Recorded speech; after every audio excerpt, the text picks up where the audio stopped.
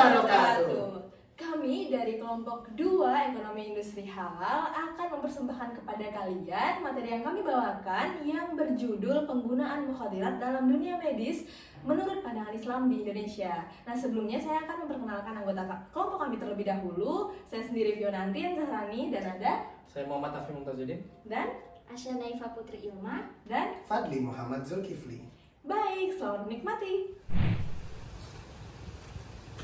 Peredaran narkoba di Indonesia sungguh memprihatinkan, bahkan sudah mencapai level darurat narkoba. Menurut data BNN pada tahun 2017, ada 4 juta atau sekitar 2,18% penduduk Indonesia berusia 10-58 tahun yang menjadi penyalahguna narkoba. Jumlah pengguna narkoba yang begitu besar menjadikan Indonesia sebagai surga bagi para pengedar narkoba. Mari kita lihat narkoba dalam kacamata Islam. Dalam pandangan Islam, narkotika, obat-obatan terlarang, heroin, dan ganja, dan yang lainnya disebut dengan istilah mukhadirat. Para ulama bersepakat bahwa mengkonsumsi barang-barang tersebut hukumnya haram. Cakupannya sama seperti dengan definisi hukum khamar. Hal ini diperkuat dengan dalil yang dikemukakan oleh Umar bin Khattab radhiyallahu anhu yang artinya khamar adalah sesuatu yang menutup akal.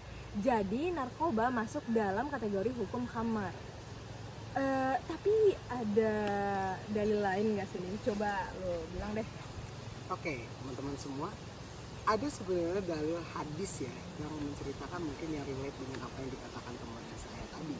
Dari Abu Hurairah radhiyallahu anhu, Rasulullah Shallallahu Alaihi Wasallam bersabda, barang siapa yang membunuh dirinya dengan cara menjatuhkan dirinya dari gunung, kemudian dia mati, maka nanti kelak di neraka jahanam dia akan melakukan hal itu berulang-ulang kali sebagai bentuk azab dari Allah. Kemudian barang siapa yang membunuh dirinya dengan menenggak racun, kemudian dia mati, maka nanti di neraka jahanam dia juga akan melakukan hal yang sama.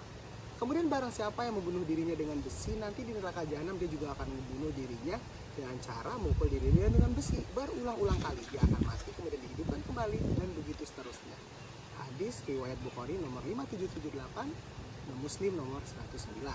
Nah, sebenarnya dari hadis tadi sebenarnya kita tahu bahwasanya khamar ini atau narkotika ini semuanya itu tergolong kepada racun yang membunuh secara perlahan.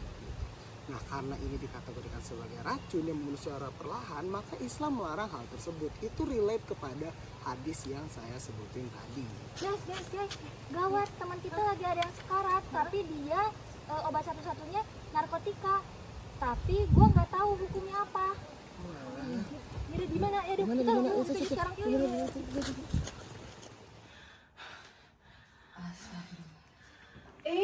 Aca dokternya. Iya. Ali mana? Gua kameramennya. Udah, itu nggak penting. Sekarang ini gimana nih?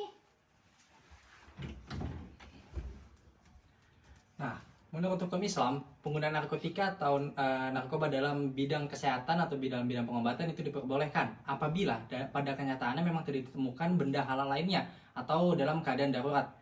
Hal ini diperkuat dengan ijma ulama Ibnu Hajar al-Haytami yang berkata bahwa haram hukumnya mengkonsumsi segala benda yang merusak tubuh seperti opium kecuali sedikit untuk keperluan pengobatan dan diyakini tidak membahayakan jiwa. Nah, bahkan bisa berdampak kepada pertumbuhan perekonomian di Indonesia.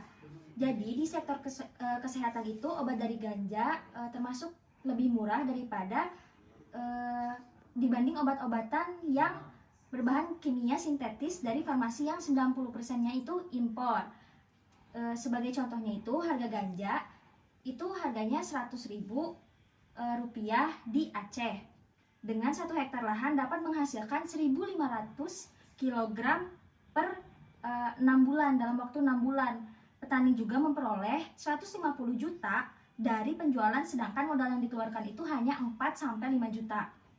Nah, namun permasalahannya itu ada dalam penjualan ganja itu masih ilegal di Indonesia.